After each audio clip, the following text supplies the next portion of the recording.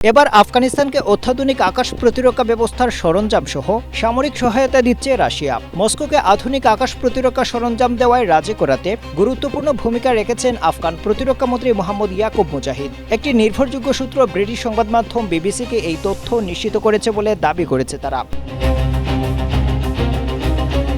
প্রতিবেদনে বলা হয়েছে, আফগানিস্তানকে প্রতিরক্ষা সরঞ্জাম দেওয়ার বিষয়ে রাশিয়ার সঙ্গে আগেই আলোচনা হয়েছিল এবং আফগান প্রতিরক্ষামন্ত্রীর সফরের সময় শুধু রাশিয়ার করা প্রতিশ্রুতি অনুযায়ী সিদ্ধান্ত বাস্তবায়নের পদক্ষেপ নেওয়া হয়েছে।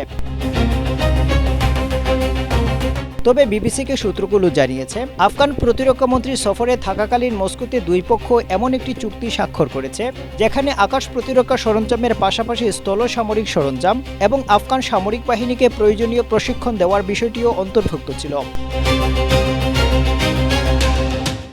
স্ট্রবেরি সুপার ডটেড ও ক্লাসিক ভ্যারিয়েন্ট সেন্সেশন জাগুক শিহরণ। আফগান প্রতিরক্ষামন্ত্রী মোহাম্মদ ইয়াকুব মুজাহিদ গেল মঙ্গলবার একটি আন্তর্জাতিক নিরাপত্তা সম্মেলনে যোগ দিতে মস্কোতে যান। চুক্তি স্বাক্ষরের সময় তিনি এবং রুশ সরকারের পক্ষ থেকে দেশটির জাতীয় নিরাপত্তা উপদেষ্টা সের্গেই শোইগু উপস্থিত ছিলেন।